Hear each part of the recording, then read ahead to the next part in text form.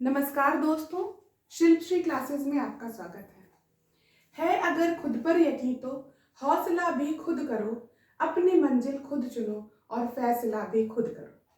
हमें अपने जीवन में हमेशा हौसले से काम लेना चाहिए, कभी घबराना नहीं चाहिए। इन्हीं विचारों के साथ आइए आज की कक्षा प्रारंभ करते हैं। पिछली कक्षाओं में हमने संज्ञा के विषय में जाना था, संज्ञा की परिभाषा को समझा था, संज्ञा के प्रकार को समझा था, फिर संज्ञा के विकार पर हम आए थे जिसमें हमने लिंग के विषय में चर्चा की थी।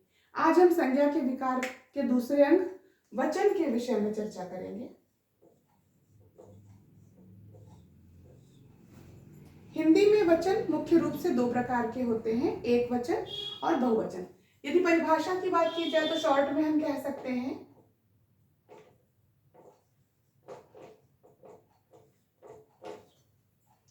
कि जिससे किसी आप वस्तु का भी बात कर सकते हैं, व्यक्ति का भी बात कर सकते हैं, जिससे किसी के एक या अनेक होने का बोध होता है, एक या अनेक होने का बोध होता है, बोध मतलब ज्ञान होता है, उसे हम वचन कहते हैं। ठीक है ना। यहां पे हम स्पष्ट रूप से कह सकते हैं कि वचन हिंदी में दो प्रकार के ही होते हैं, एक वचन और बहुवचन। अंग्रेजी में भी दो ही प्रकार के वचन हैं, सिंगुलर प्लूरल। यदि आप संस्कृत पढ़े हैं, संस्कृत भाषा की जानकारी आपने पढ़ी होगी, आप हिंदी के विद्यार्थी हैं, तो वहां पे तीन वचन होते हैं, एक वचन एक वस्तु के लिए या एक व्यक्ति के लिए, द्विवचन दो व्यक्ति या दो वस्तुओं के लिए, और दो से अधिक के लिए फिर बहुवचन का प्रयोग होता है। ये संस्कृत भाषा में है, लेकिन हिंदी में हम दो ही वचन पढ़ते हैं, एक वस्तु के लिए एक वचन और एक से अधिक वस्तुओं के लिए बहुवचन शब्दों का प्रयोग किया जाता है। ये तो हो गया वचन के प्रकार। एक और बहुत महत्वपूर्ण टॉपिक है जिसको आप कह सकते हैं वचन के रूप।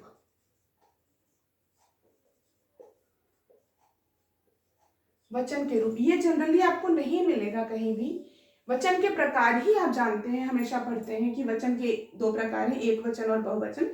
लेकिन एक मुख्य रूप से यहाँ पे आप ये समझ सकते हैं कि वचन के दो रूप भी होते हैं, एक निर्विभक्तिक रूप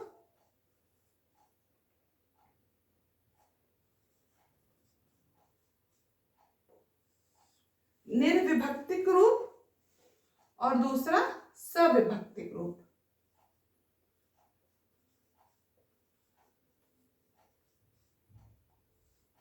अब निर्विभक्ति क्या है, सविभक्ति क्या है, आप समझ सकते हैं। जैसे आपने कारक पढ़ा ही है, कारक में कर्ता ने, कर्म को, करण से, संप्रदान के लिए, ये जो ने, को, से, ये परसर्ग कहलाता है। परसर्ग शब्द से आप परिचित होंगे।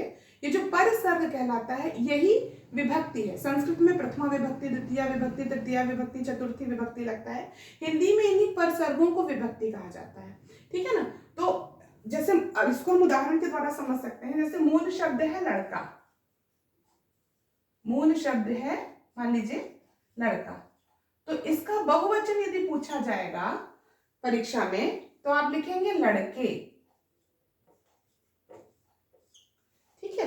लेकिन यदि इसका सविभक्ति बहुवचन पूछा गया तो आप लिखेंगे लड़कों। ठीक है, क्योंकि लड़कों के साथ ही आप इसकी विभक्ति लगा सकते हैं, लड़कों ने, लड़कों को, है ना, लड़कों से कहा। अब यहाँ पे कंफ्यूजन आप कह सकते हैं कि लड़के से ये बात कही, यहाँ पे निर्विभक्तिक में भी होता है लड़के से, तो वहां पे लड़के से में ये ध्यान दीजिए कि वहां लड़के एक ही है, हमने लड़के से ये बात कही, तो वहां पे लड़का बहुवचन नहीं होगा। यदि बहुवचन में लड़के होगा तो वो निर्विभक्ति रूप में होगा और सविभक्ति रूप में वो लड़कों ही आएगा। इस तरह और भी बहुत सारे उदाहरण हैं इसके। जैसे आप देख सकते हैं आंसू शब्द है, मैं यहाँ पे थोड़ा सा इरेज कर देती हूँ इन चीजों को। वचन के रूप हम पढ़ रहे हैं।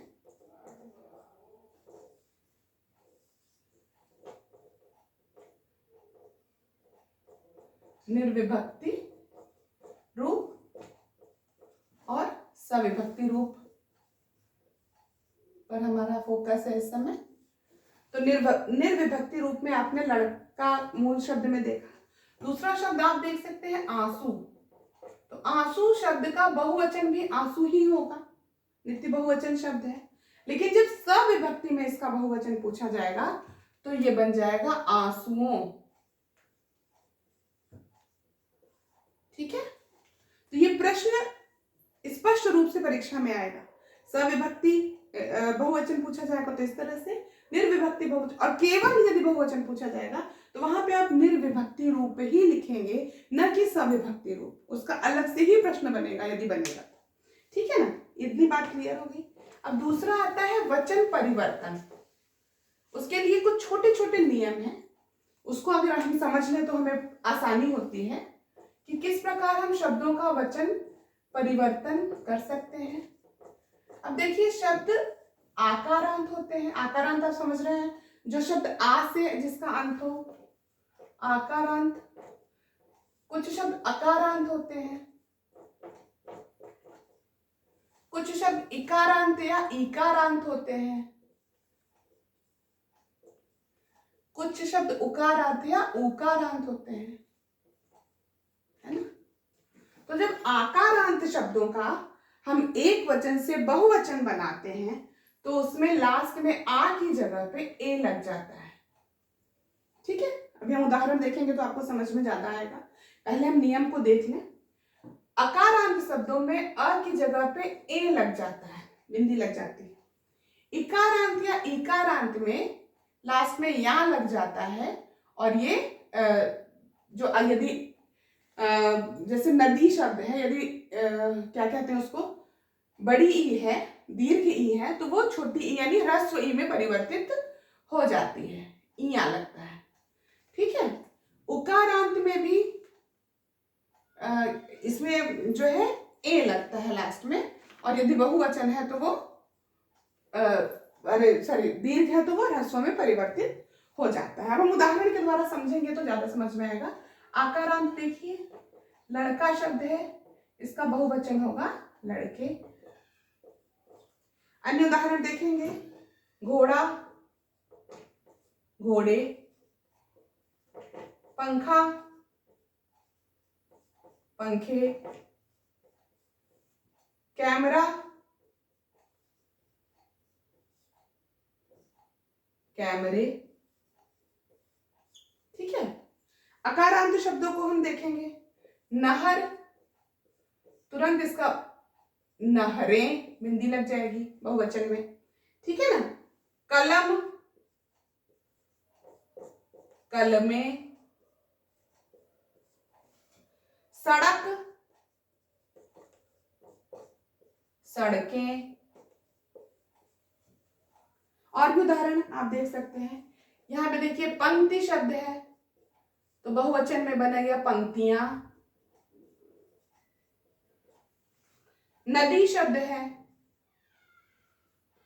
बहुवचन में बनेगा नदियां। नारी शब्द है, बहुवचन में बनेगा नारियां। ठीक है, इसी प्रकार मछली शब्द है, बहुवचन में बन जाएगा मछलियां। और भी उदाहरण आप देख सकते हैं, मक्खी का मक्खियां। और भी बहुत सारे उदाहरण हैं जिन्हें आप इन के आधार पर आराम से बना सकते हैं। अब ऊ का है, जैसे वधू शब्द है, इसका बन जाएगा वधुएं।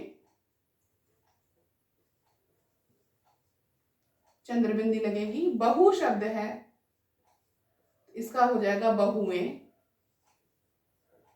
यहां पे ध्यान देने योग्य बात है कि बहुत सारे ऐसे ऊ शब्द के शब्द हैं जो बहुवचन में भी एज इट इज प्रयोग होते हैं, जिनमें ए नहीं लगता। वे कौन से शब्द हैं? जैसे साधु शब्द है तो यहाँ पे प्रयोग हो जाएगा बहुत सारे साधु। यहाँ निर्विभक्तिक में परिवर्तन नहीं होगा, सविभक्तिक जब आएगा रूप तो वहां पे आप कह सकते हैं साधुओं।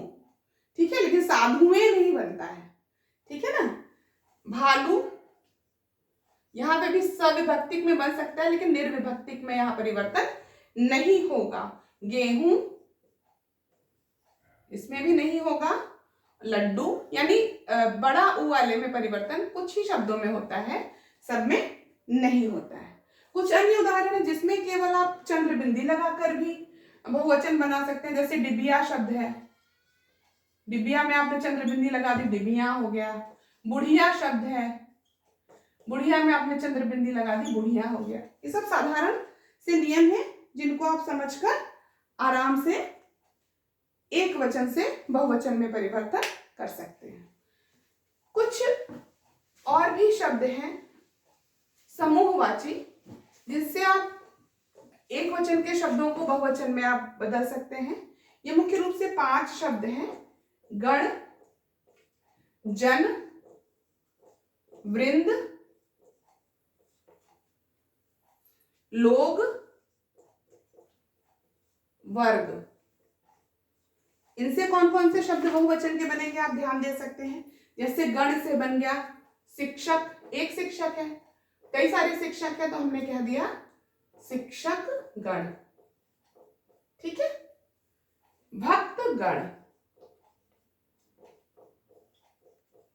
पाठक गण, व्यापारी गण, मित्र गण,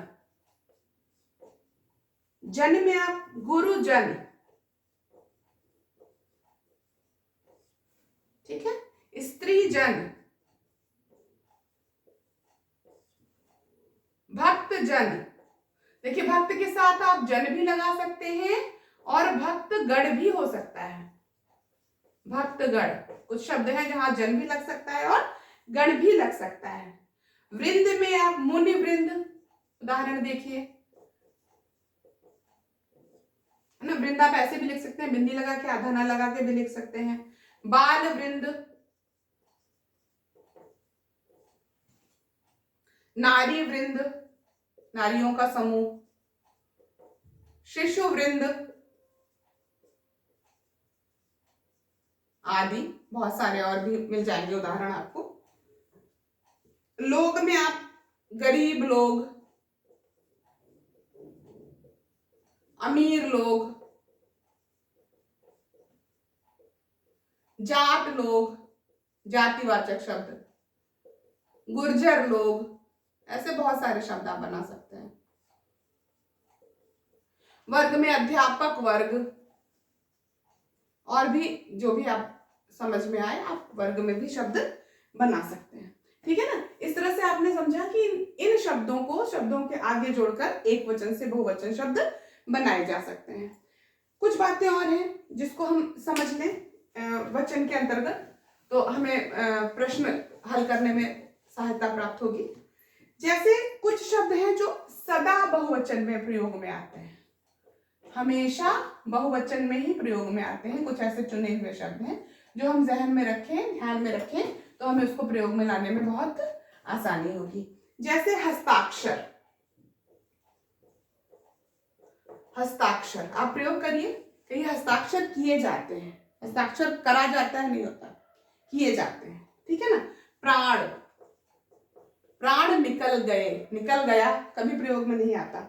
दर्शन, दर्शन का भी प्रयोग बहुवचन में ही होता है। आंसू बह गए, है ना।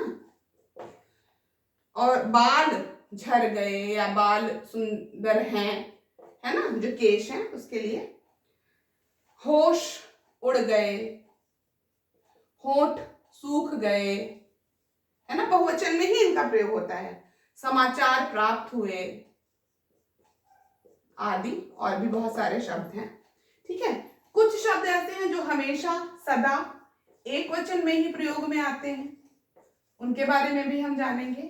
वो कौन से शब्द हैं? जैसे जनता, है तो बहुत सारे हैं बहुवचन के शब्द, लेकिन वे एक वचन में ही प्रयोग में आएंगे। जैसे जनता, जनता में तो एक व्यक्ति नहीं आएगा, लेकिन हमेशा प्रयोग में आता है कि जनता ये कह रही है, जनता बता रही है, जनता की ये राय है। ठीक है ना। पुलिस, ये हमेशा एक वचन में, आप प्रयोग करके देख लीजिए, एक वचन में ही प्रयोग में आते हैं ये सब। प्रजा, सभा, सेना, संसद, पानी,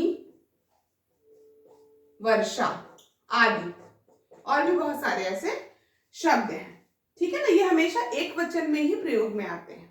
इसके अलावा एक छोटी सी बात और है कि आदरणीय लोगों के लिए जब भी हम एक वचन भी रहेगा तो बहुवचन का ही प्रयोग करते हैं। जैसे पिताजी कमरे में बैठे हैं, पिताजी एक ही है, लेकिन हम ये कभी नहीं कहेंगे कि पिताजी कमरे में बैठा है ना। पिताजी कमरे में बैठे हैं। माँ खाना बना रही हैं, ठीक है, माँ एक ही है, लेकिन हम उनके लिए आदर सूचक शब्दों में बहुवचन का ही प्रयोग करेंगे। महात्मा गांधी भारत के राष्ट्रपिता हैं, है ना। इस तरह से जो आदरणीय लोग हैं, आदरणीय जन हैं, उनके लिए जब भी हम प्रयोग करते हैं तो बहुवचन शब्दों का ही प्रयोग करते हैं। और कुछ एक बातें हैं कि जैसे हर है, प्रत्येक है ना, हर एक है, हर है, प्रत्येक है, हर एक है। इसके बाद हम हर एक है, इन शब्दों के बाद केवल हमेशा एक वचन के शब्द ही प्रयोग में आएंगे। एक वचन के शब्द ही प्रयोग में आएंगे। ठीक है, ये ध्यान देने योग्य बात है। भले ही हम क्लास के सभी बच्चों के लिए ये बात कह रहे हैं, लेकिन हम कहेंगे हर लड़का मेरी बात सुनेगा। ठीक है, सभी बच्चों की बात हो रही है, लेकिन प्रयोग एक वचन में ही होगा। प्रत्येक विद्यार्थी परीक्षा देंगे। विद्यार्थी है ना, समझ में आ रही है बात, है ना। हर एक समस्या का हल है, इस तरह से हम प्रयोग कर सकते हैं। यानी हर, प्रत्येक, हर एक के बाद हमेशा एक वचन शब्द का ही प्रयोग में आना होता है। ठीक है, इस तरह सरल तरीके से हमने संज्ञा के विकार के दूसरे रूप वचन के बारे में जाना। अब एक और रूप बचा है जिसे हम कारक कहेंगे, उसको हम अगली कक्षा में कवर करने का प्रयास करेंगे। तब तक के लिए बहुत बहुत धन्यवाद। आपका दिन शुभ।